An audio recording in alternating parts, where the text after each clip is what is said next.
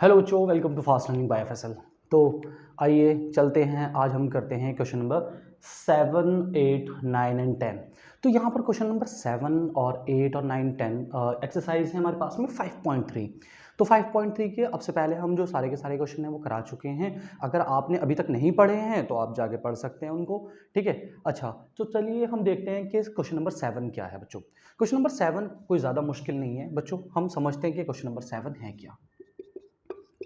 Question number 7 में क्या है बच्चों कि the student of class 8 of the school donate 2401 rupees in all for the Prime Minister Relief National Relief Fund.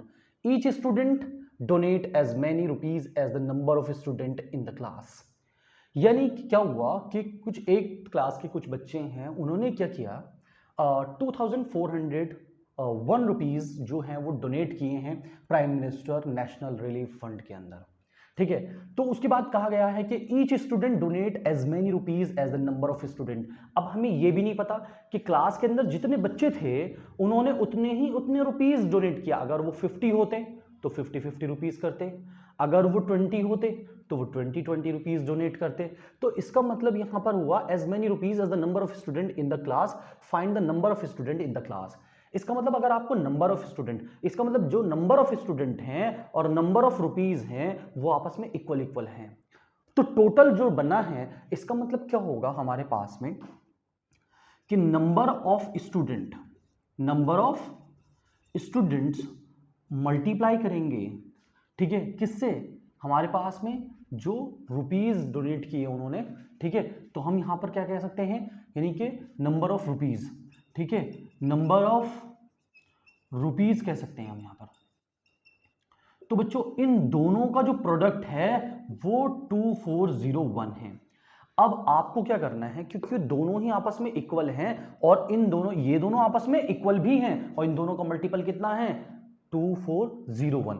इसका मतलब अगर आपको नंबर ऑफ स्टूडेंट फाइंड करने हैं बच्चों, ठीक है, नंबर ऑफ स्टूडेंट फाइंड करने हैं तो आपको स्क्वायर रूट फाइंड करना होगा 2401 का, क्योंकि ये भी तो दो नंबर का ही प्रोडक्ट होगा, ठीक है। अब असल में क्या है कि ये इन दोनों का प्रोडक्ट है, इसका मतलब ये दोनों आपस में इक्वल भी हैं। हमें क्या पता है कि जो नंबर ऑफ स्टूडेंट हैं वो इक्वल होंगे हमारे पास में नंबर ऑफ रुपीज के, ठीक है। अब नंबर ऑफ रुपीज के अगर होंगे वो इक्वल, तो इसका मतलब क्या हुआ कि अगर जितने ये हैं उतने ये हैं, इसका मतलब यह है इन दोनों की मल्टीप्लिकेशन ये बन रही है। इसका मतलब ये हुआ कि ये इनका जो यानी कि इन दोनों का प्रोडक्ट है वो ये बन रहा है। इसका मतलब क्या हुआ कि अगर हम इसका स्क्वायर रूट निकालें, तो स्क्वायर रूट निकालते कब हैं, स्क्वायर रूट जब निकालते हैं तो उसमें से हमारे पास में दो पेयर आते हैं अंदर, ठीक है, उसमें से एक बाहर निकल जाता है, तो नंबर ऑफ स्टूडेंट भी उतने ही होंगे और नंबर ऑफ रुपीज भी उतने ही होंगे जितने हमारे पास में हैं। तो बच्चों हमने क्या करना है, सिर्फ इसका स्क्वायर रूट फाइंड करना है। तो हमारे पास में हमने क्या किया, यहां से 2401 अब हम इसके प्राइम फैक्टराइजेशन मेथड से कर सकते हैं, ठीक है। प्राइम फैक्टर से मेथड से हमने करे, तो हमने क्या किया यहां से देखते हैं जरा। यहां से बच्चों क्या 2 से डिविजिबल हो सकता है, नहीं हो सकता, क्योंकि यहां से 1 है हमारे पास में। अब हम क्या करेंगे 3 से चेक करेंगे, तो 2 3 कितने हुए हमारे पास में, 2 और 4 कितने हुए 6, और 6 और 1 कितने हुए हमारे पास में 7। क्या ये 3 से डिविजिबल होगा, नहीं होगा। 3 से डिविजिबल नहीं होगा, इसका मतलब किससे डिविजिबल होगा, तो 5 से चेक कर लेते हैं। 5 के लिए 5 होना चाहिए, तो 5 भी नहीं है हमारे पास में यहाँ पर। इसका मतलब जब यहाँ पर 5 भी नहीं है तो उसके लिए आपको क्या करना होगा, आपके पास में अब आता है 7 से करने की कोशिश करेंगे। तो 7 से करेंगे तो देखते हैं, चलो 7 से होता है कि नहीं होता है। तो हमने क्या किया यहां से 7 3 21, कितने हुए बच्चों 3 बचे। अब यहां से जब 3 बचेंगे तो ये 0 मिलाकर कितने हो जाएंगे 30 हो जाएंगे, और 30 हो जाएंगे तो 7 4 28 हो जाएगा, ठीक है। और यहां से कितने बचेंगे 2 बचेंगे, और 2 के साथ 1 मिलेगा तो वही कितना हो जाएगा 21, और 7 3 कितने हो जाएंगे 21, ठीक है बच्चों। अच्छा फिर से 7 से कर लेंगे। अब यहां से हमने देखा तो कितने आए हमारे पास में 7 4 28, 7 4 28, तो कितने बचे 6, और यहां से हो जाएगा हमारे पास में 63, तो 7 9 63, और यहाँ 7 7 49, और यहाँ 7 7, ठीक है। इसका मतलब क्या हुआ, हमारे पास में इसके जो प्राइम फैक्टर आए हैं वो आए हैं 7 × 7 और 7 × 7। इसका मतलब क्या हुआ कि एक 7 इसमें से आ जाएगा हमारे पास में और एक 7 यहाँ से आ जाएगा और ये हमारे पास में आएगा आंसर 49।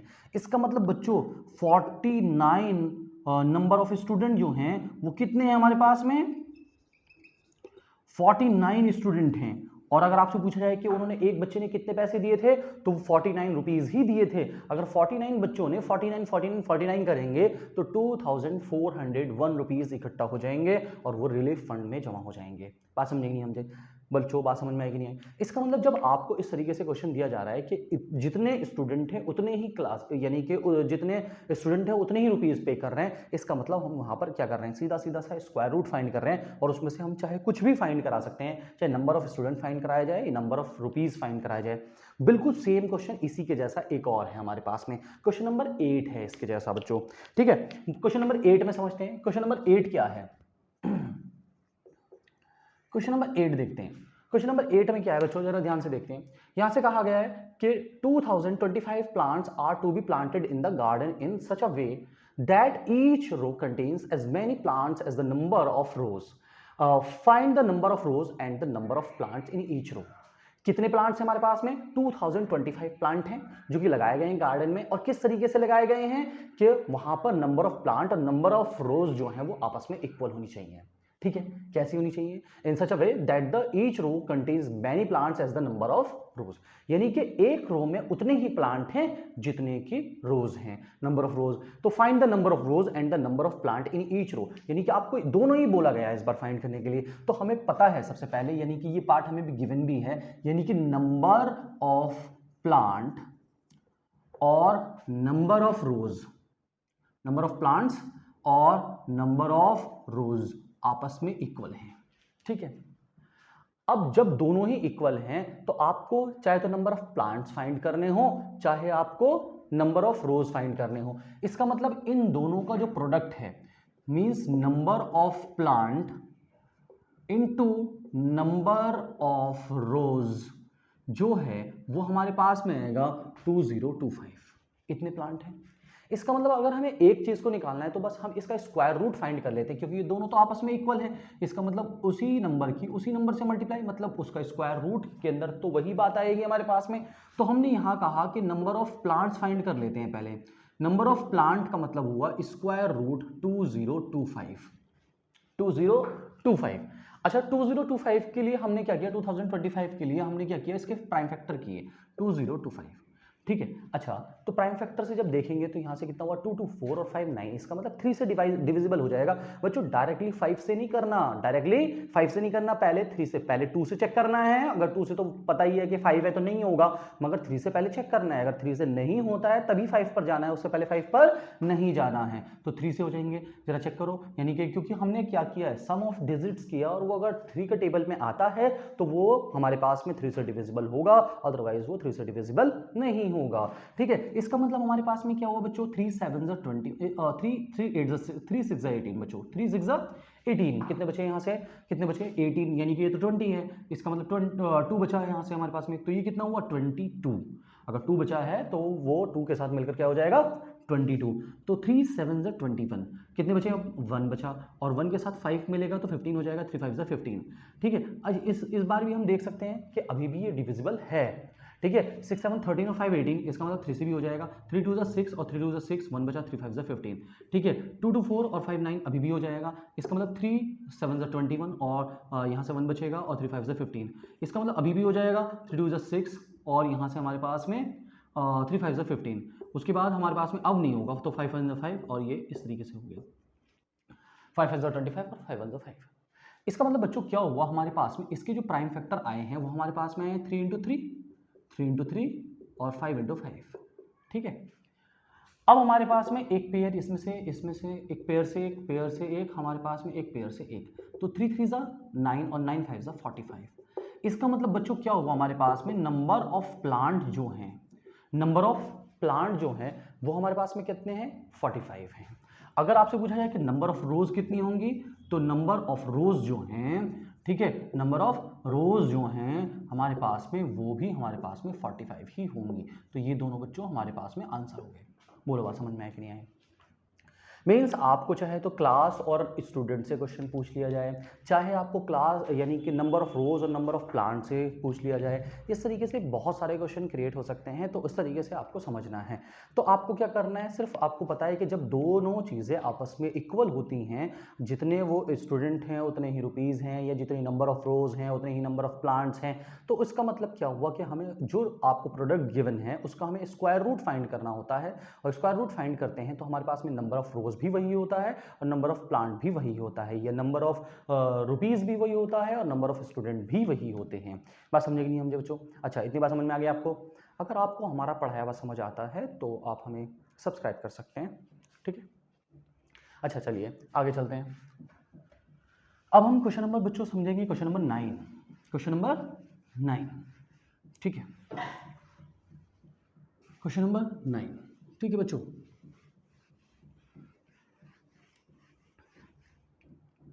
ठीक है, अब हमारे पास में बच्चों आता है क्वेश्चन नंबर 9। क्वेश्चन नंबर 9 में क्या है, जरा ध्यान से समझिए, ठीक है बच्चों? क्या कहा गया है समझते हैं जरा। Find the smallest square number that is divisible by each of the number 4, 9 and 10।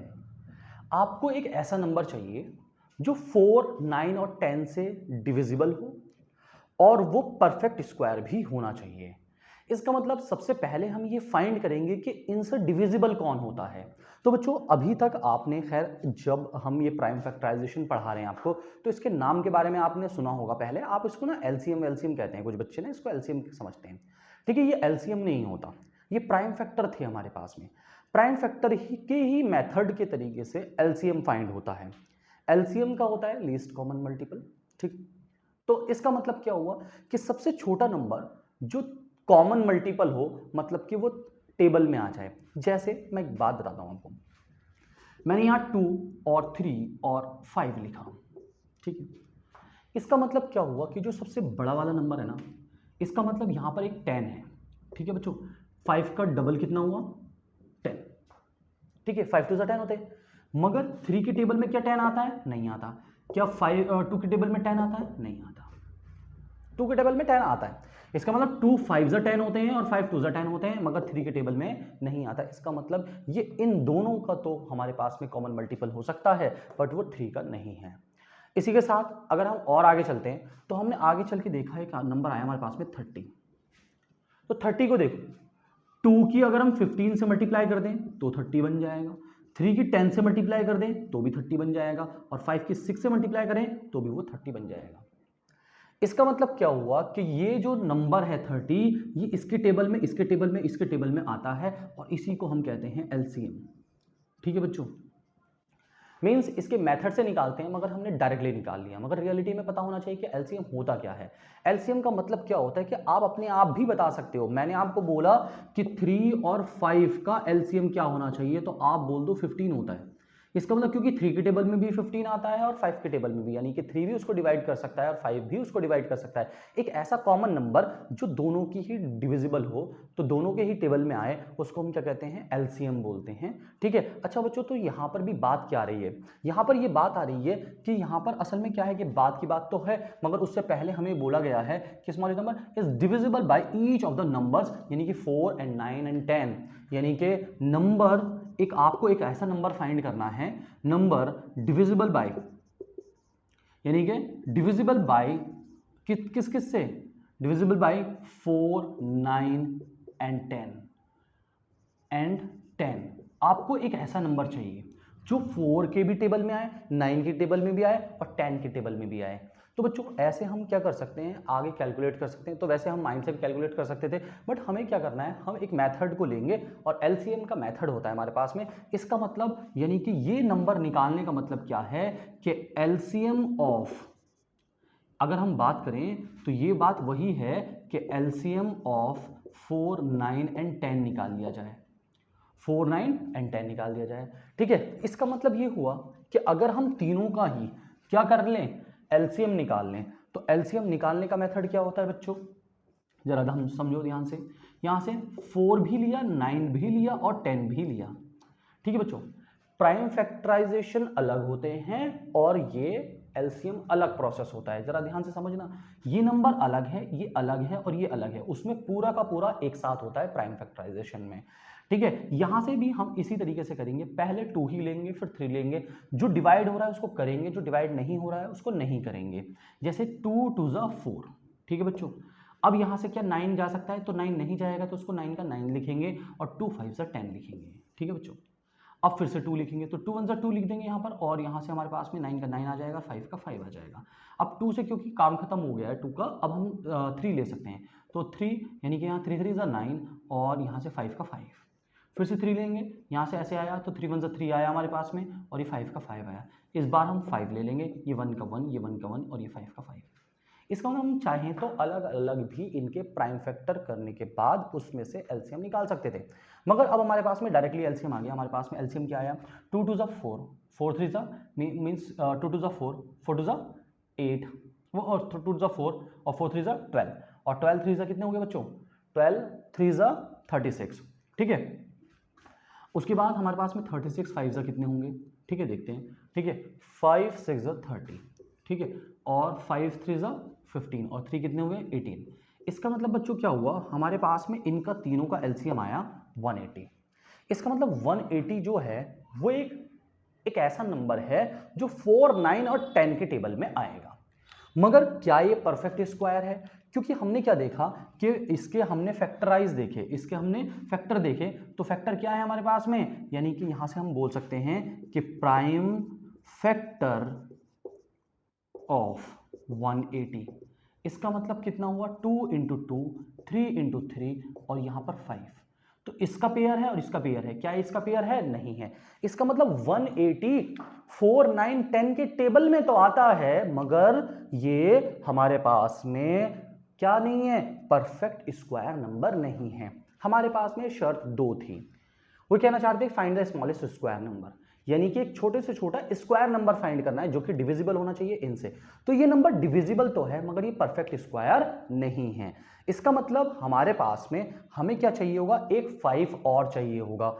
ठीक है, अगर हम इसको कर लें, यानी कि अब तो हम इसको किसी भी नंबर से मल्टीप्लाई करेंगे तो वो इनसे भी डिविजिबल रहेगा, यानी कि इन तीनों का तो एलसीएम रहेगा ही रहेगा। यानी कि क्योंकि हम 180 से ऊपर जा रहे हैं, 180 से पहले नहीं आ सकते।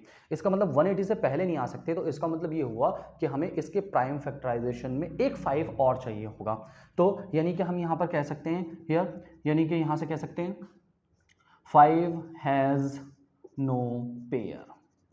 जब 5 का पेयर नहीं है तो इसका मतलब हमें एक 5 लगाना होगा। ठीक है, इसका मतलब ये हुआ कि हमारे पास में 5 का एक पेयर लगाना होगा। तो इसका मतलब ये हुआ कि the smallest square number, the required, है ना, यानी कि रिक्वायर्ड हम यहां पर लिख सकते हैं बच्चों, रिक्वायर्ड स्मॉलेस्ट स्क्वायर नंबर, ठीक है, विच ऐसे लिख भी सकते हैं which is divisible by 4 9 and 10। ठीक है, ऐसे लिख सकते हैं विच इज डिविजिबल बाय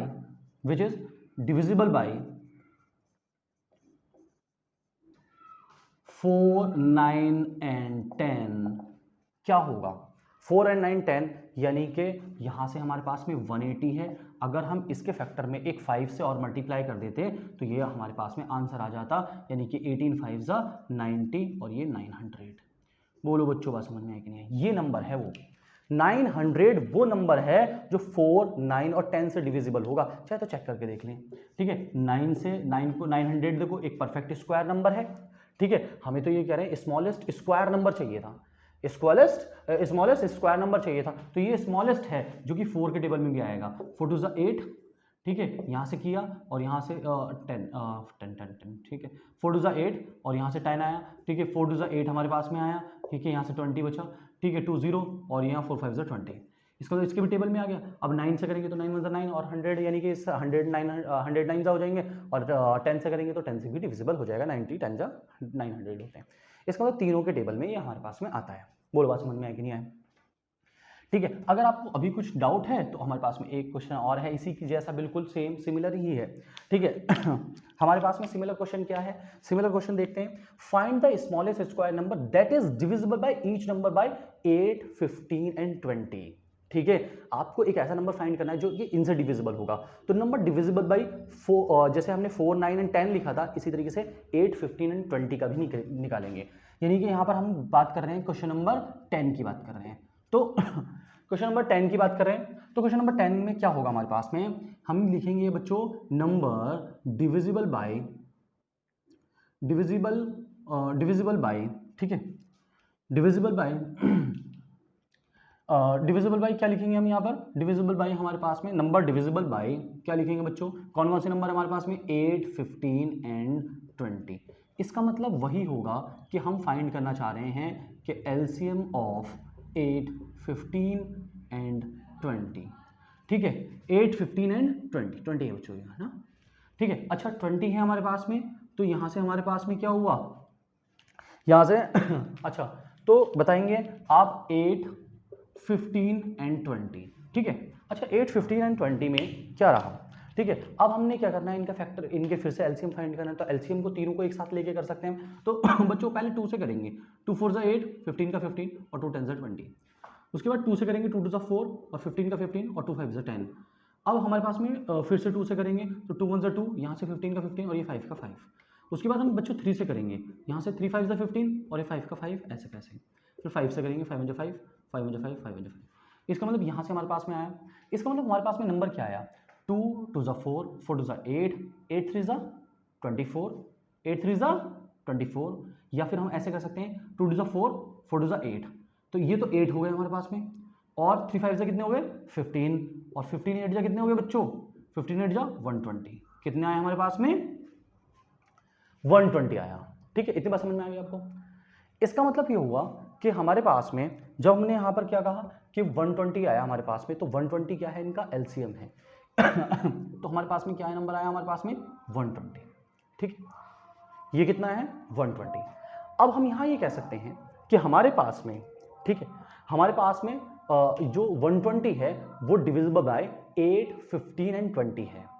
तो एक ऐसा नंबर तो हमने फाइंड कर लिया जो कि हमारे पास में डिविजिबल है 8, 15 और 20 से। बट क्या हुआ कि क्या ये परफेक्ट स्क्वायर है, क्योंकि हमने देखा इसके प्राइम फैक्टर क्या हैं।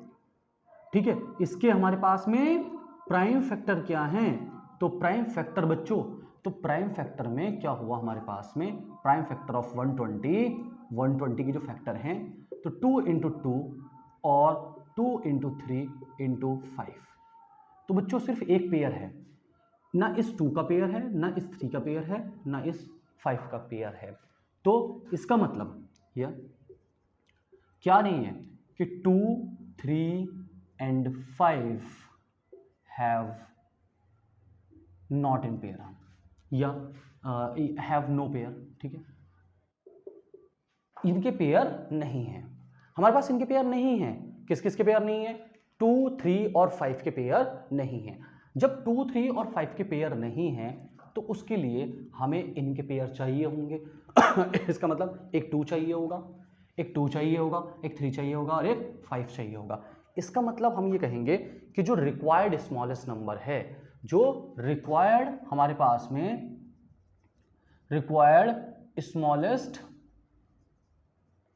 स्क्वायर नंबर है हमारे पास में ये चाहिए, ठीक है, तो वो होगा हमारे पास में 120 के लिए हमें 120 में क्या क्या चाहिए होगा, और 120 तो चाहिए होगा, तो 2 और चाहिए होगा, 3 और चाहिए होगा और 5 और चाहिए होगा।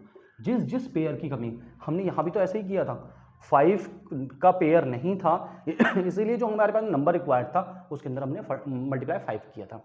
इसी तरीके से 120 के अंदर हमें 2, 3 और 5 चाहिए होगा। इसका मतलब 2 3 ज़ा 5, तो सॉरी 2 3 ज़ा 6 और 6 5 ज़ा 30।